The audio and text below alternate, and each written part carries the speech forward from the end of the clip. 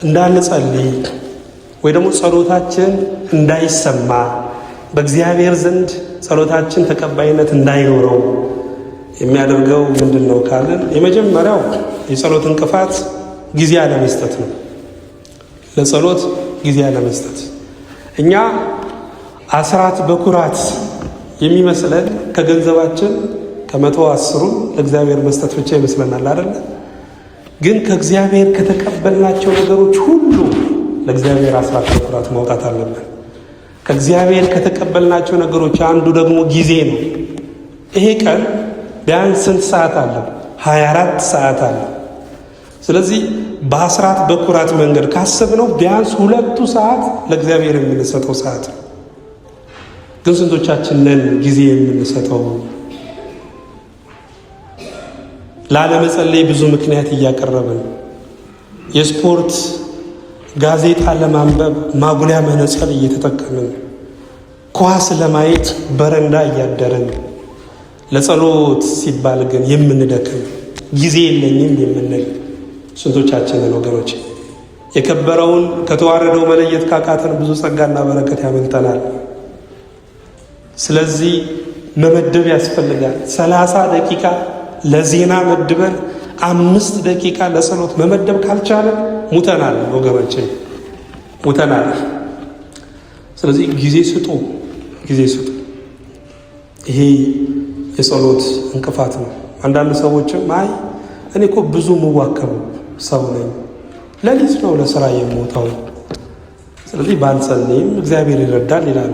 ማታ ደግሞ እንዳይጸልዩ ብዙ ደክሜያለሁ፣ ብዙ ለፍቻለሁ፣ ብተኛ እግዚአብሔርም አይፈርድብኝ ይረዳኛል ይላሉ ወገኖች። ግን የምንኖረው እኮ በጥረታችን አይደለም፣ የምንኖረው በጸጋው ፍሰት ነው ወገኖች። ብዙ ሰው በመዋከብ ውስጥ ነው የሚኖረው። የቀኑ መዋከብ ለሳምንቱ አሳልፎ ይሰጠዋል።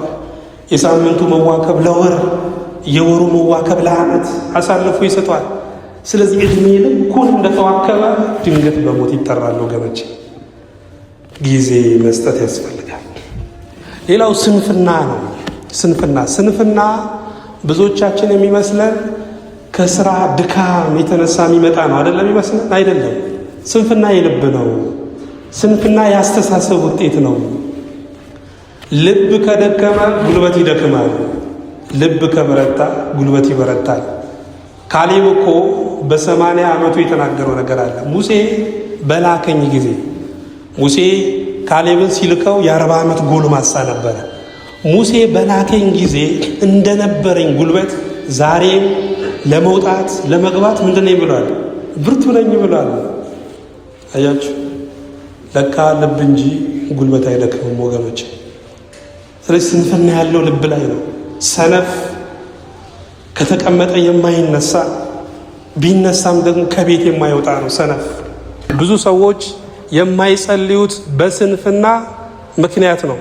እግዚአብሔር ደግሞ ስንፍናን ይጠላል። ሰነፍ የእግዚአብሔርን ሐሳብ መፈጸም አይችልም። ሰነፍ አይጸድቅም ወገኖች። ስለዚህ ስንፍናን ማራቅ ያስፈልጋል። ለጸሎት እንቅፋት ከሆነብን ነገር አንዱ ስንፍና ስለሆነ፣ ሌላው ኩርፊያ ነው። ብዙ ሰዎች ሰውን ብቻ እንዳይመስላችሁ የሚያኮርፉት እግዚአብሔርንም የሚያኮርፉ ሰዎች አሉ። ጸሎታቸው ስላልተሰማ ጠላታቸው እንደፈለገ እየፋነነ እነርሱ ግን ፍርድ ስላጡ አደራ ብለው የሰጡት ነገር መልሰው ስላጡት በእግዚአብሔር ላይ ያኮረፉ ብዙ ሰዎች አሉ። በእግዚአብሔር ላይ ያኮረፋችሁ እስቲ እጆቻችሁን አንሱ ቢባል ብዙዎቻችን ልናነሳ እንችላለን ወገኖች። ነገር ግን ካልተደረገልን ነገር በላይ የተደረገልን ነገር ይበልጣል ወገኖች። እኛ ሳናውቀው ግን እግዚአብሔር እያወቀው ብዙ ያደረገልን ነገር አለ። እኛ ሳናውቀው እግዚአብሔር ግን አውቆ ያሳለፈን ብዙ እንቅፋቶች ሞቶች አሉ ወገኖች። ያንን እያሰቡ ማመስገን ነው የሚገባን። በገባንም ባልገባንም ነገር ደግሞ ከእግዚአብሔር ወዴት እንሄዳለን? ካንተ ወዴት እንሄዳለን ብሏል ቅዱስ ጴጥሮስ። መሄጃ አለን ወይ? ማምለጫ መደበቂያ ዋሻ ስፍራ አለን ወይ ወገኖች? እሱ የመጨረሻው መፍትሄ ሰጪ፣ የመጨረሻው መድኃኒት፣ የመጨረሻው ዳኛ መድኃኔ ዓለም ክርስቶስ ነው። ስሙ የተመሰገነ ይሁን። ስለዚህ እንዳታኮርፉ። እንደማይሰማ ዝም ይላል፣ እንደማይሰጥ ይዘገያል ብለዋል ሰለስቱ ምዕት። እግዚአብሔር በሰጠው ተስፋ የተጠራጠራችሁ፣ ፍቅሩን የተጠራጠራችሁ፣ እግዚአብሔር ለዓላማው ዝም ይላል፣ እግዚአብሔር ለፈቃዱ ዝም ይላል። በሰዓቱ ግን የሚደርስ አምላክ ነው። ስሙ የተመሰገነ ይሁን። በዚህ አታኩርፉ። ኩርፊያ የጸሎት እንቅፋት። ሌላው የሐሳብ መበታተን ነው። የሐሳብ መበታተን ብዙ ሰው በዚህ በሐሳብ መበታተን ይፈተናል። ልቡም አፉም አንድ ሆኖ ለመጸለይ የሚቸገር ብዙ ሰው ነው ወገኖች። እንደውም በአንድ ወቅት አፄ ቴዎድሮስ ናቸው ይባላል ሰዎችን ሰበሰቡና ልቡም አፉም አንድ ሆኖ የሚጸልይ ሰው ካለ በቅሎዬን እሸልመዋለሁ ብለው ተናገሩ። ከዛ አንዱ እጁን አነሳና እኔ ጸልያለሁ አለ። እሺ ጸልይ አቡነ ዘበሰማያትን ተባለ። እዛ አቡነ ዘበሰማያትን ጸልዮ ጨረሰ። ሐሳብ አልተከፋፈለም ወይ ብለው ሲጠይቁት አልተከፋፈለም፣ ግን በመሃል ላይ ጃንሆይ በቅሎን የሚሰጡኝ ብቻው ነው ወይስ ከኮርቻው ጋር ነው ብዬ አስቤያለሁ ብሎ ተናገረ። እውነቱን ስለተናገረ በቅሎን ከነኮርቻው ሸለሙት ይባላል ወገኖች። እንዲህ አይነት የሐሳብ መከፋፈል በጸሎታችን ላይ እንቅፋት የሚሆንበት ጊዜ አለ። ይሄ መፍትሄው የመጀመሪያው ርዕስ ይዞ አለመጸለይ ነው። ወደ ገበያ ስትሄዱ ምን እንደምትገዙ ካልጻፋችሁ ስትንቀዋለሉ ነው የምትሆኑት አይደል? የዓይን አዋጅ ነው የሚሆንባችሁ። በጸሎትም እንደዚህ ማድረግ ያስፈልጋል ወገኖች። ስለምን እንደምትለምኑ፣ ስለምን ንስሐ እንደምትገቡ፣ ስለምን እንደምታመሰግኑ መጻፍ ያስፈልጋል ወገኖች። ያን አይዘበራረቅብን፣ ሐሳባችን አይከፋፈልብን። ስለዚህ ሐሳባችን እንዳይሰረቅ የመጀመሪያው ይህንን ማድረግ ያስፈልጋል። አንዳንድ ሰዎችም እየጸለይኩኝ ድንገት የሩቅ ዘመዶቼ የረሳሁት ሰው ራሱ በሐሳቤ መካከል በህሊናዬ አደባባይ ይታየኛል የሚሉ ሰዎች አሉ። ምናልባት እግዚአብሔር ደግሞ ምናልባት ስለ እነሱ እንድንጸልይ የጸሎት ርዕስ እየሰጠንም ሊሆን ስለሚችል ስለ እነሱ መጸለዩ ያስፈልጋል። አባቶቻችን የሚሉት ነገር አለ ስለ ሐሳብ መከፋፈል። ልብ ያልወደቀበት ጸሎት ሁሉ ቅድመ እግዚአብሔር አይደርስም ይላል። ጸሎታችን ቅድመ እግዚአብሔር የሚደርሰው ልባችን ወድቆ ስንጸልይ፣ ከልባችን ሁነን ስንጸልይ ነው። ታዲያ ከልባችን ካልሆነን አንጸልይ ወይ ብለው ሲጠየቁ አይ ጸልዩ። አይነ ስውር በጎዳና ሲሄድ መቼም ዱላውን እያንኳኳ ነው አይደለ የሚሄደው፣ እና ከፊቱ እባብ ቢገጥመው አይነ ስውር ነው ብሎ አይንቀው፣ ስለሚያንኳኳው ድምፅ ከእርሱ ይርቃል። እኛም ምንም ልባችን ሳይወድቅ ብንጸልይ ጸሎታችን ባይሰማ ግን ቃሉ ስሙ አፋችን ላይ ይንኳኳ። ያኔ ክፉ መናፍስት ምን ይላሉ? ይርቃሉ ይላሉ። እና ይሄ የሐሳብ መበታተን እንቅፋት ነው። ይህንን ማስወገድ ያስፈልጋል። እግዚአብሔር ሁላችንን በቸርነቱ ይርዳል። ሌላው ከሳሽነት ነው። ከሳሽነት ጸሎት ብዙ ጊዜ የጀመሩ ሰዎች እንግዲህ ለጸሎት ጀማሪ የሆኑ ሰዎች በማይጸልዩ ሰዎች ላይ ይፈርዳሉ። ያ ነገር እየቆየ ወደ ምን ይመጣል? ወደ ትዕቢት ይመጣል። በሉቃስ ወንጌል ምዕራፍ 18 ላይ ተጽፏል።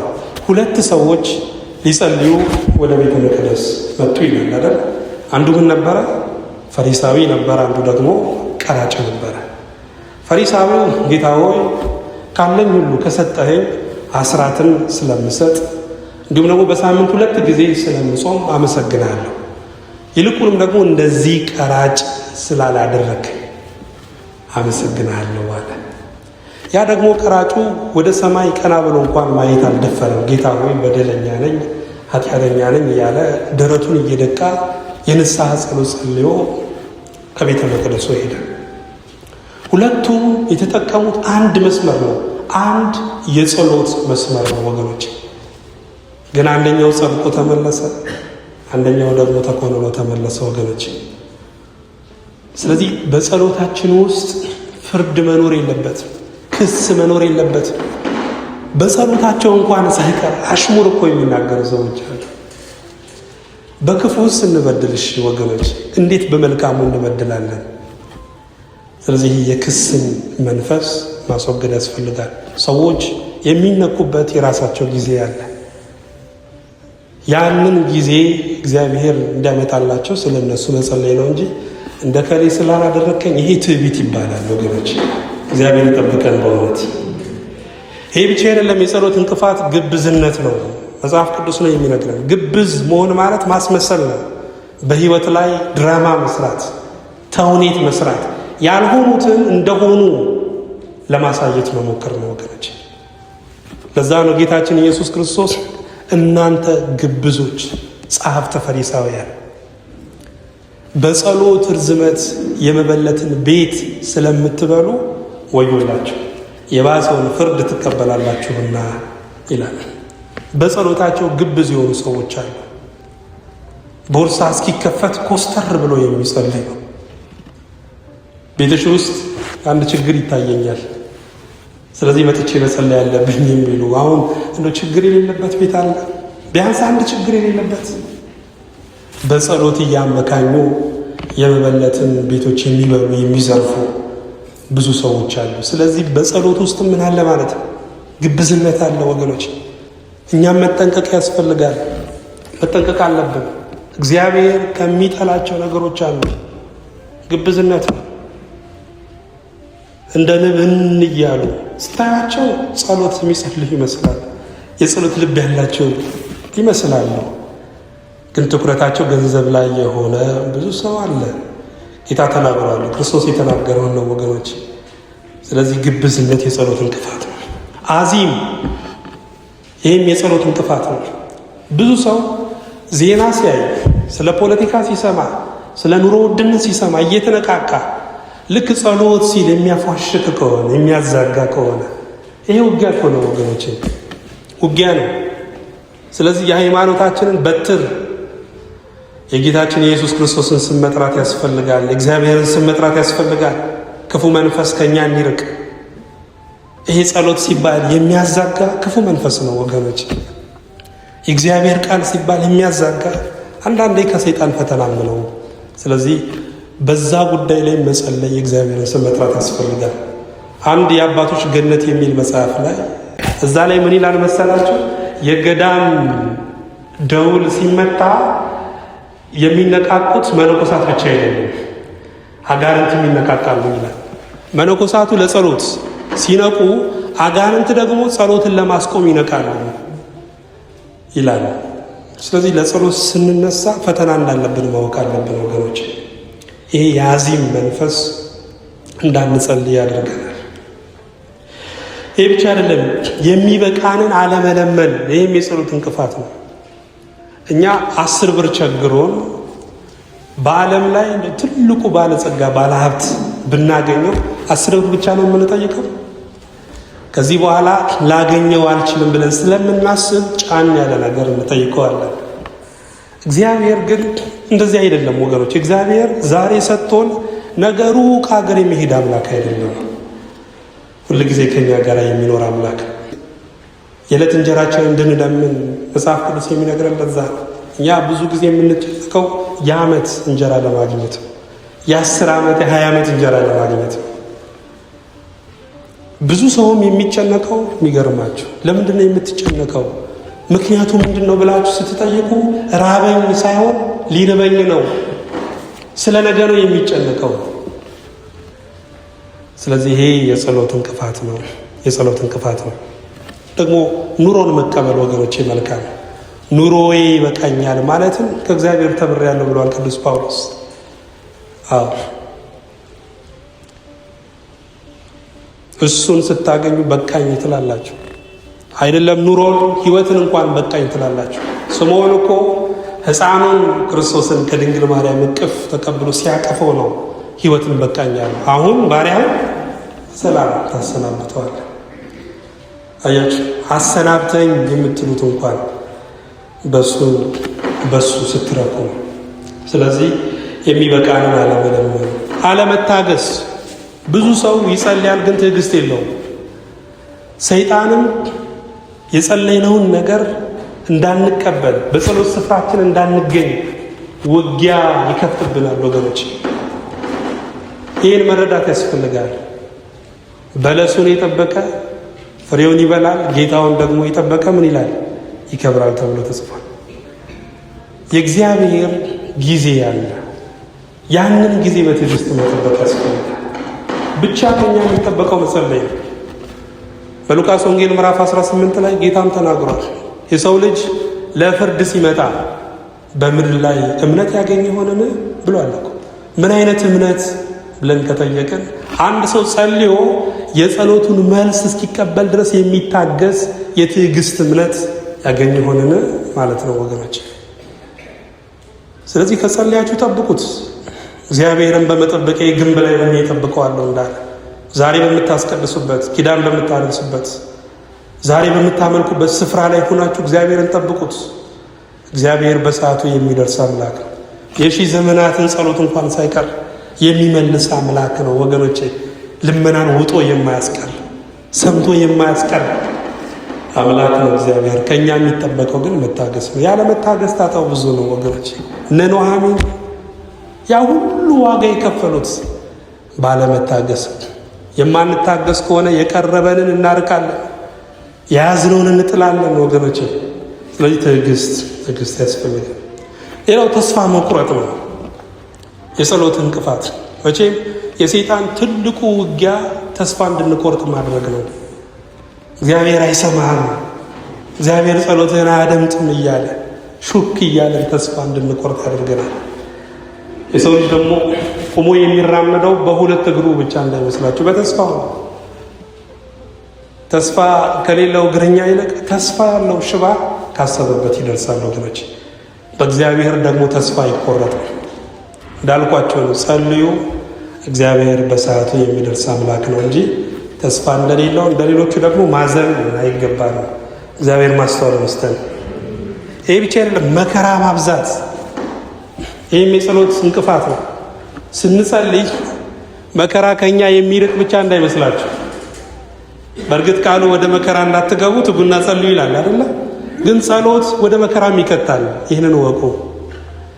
ዳንኤል ወደ አናብስት ጉድጓድ የተጣለው በምን መስላችኋል? ስለ ጸለየ እኮ ነው።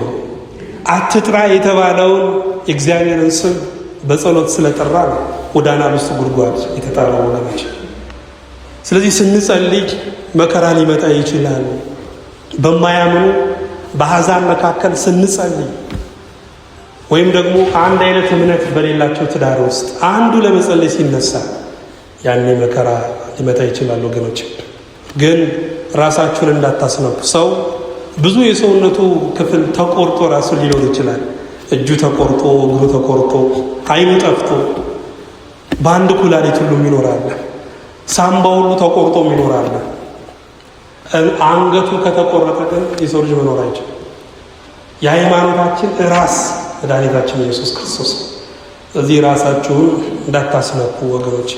ምንም መከራ ቢኖር ፈተና ቢኖር ስሙን እንዳትጠሩ፣ ከጠራችሁ እንዲህ አይነት መከራ ይመጣል ቢባል ራሳችሁን እንዳታስነኩ ወገኖች። መከራ አለ፣ የጸሎት እንቅፋት ሊሆን ይችላል።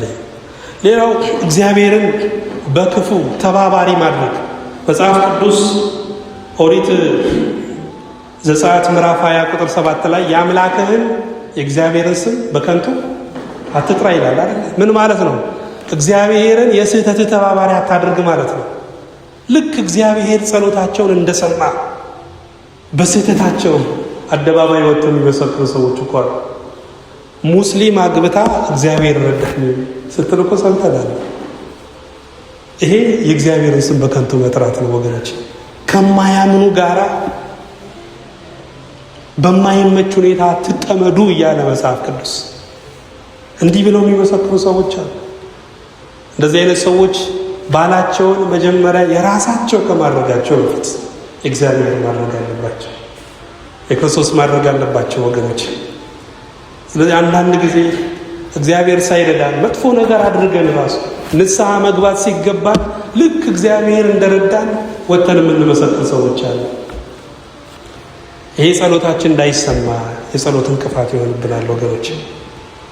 በመጨረሻ ማነጻጸር። ብዙ ጊዜ አንዳንድ ሰዎች የሚሉት ነገር አለ። እኔ ፈተና የበዛብኝ መጸለይ ሲጀምር ነው የሚሉ ሰዎች አሉ። ከጸሎት በፊት ግን እንዲህ አይነት ፈተና አላውቅም ይላሉ።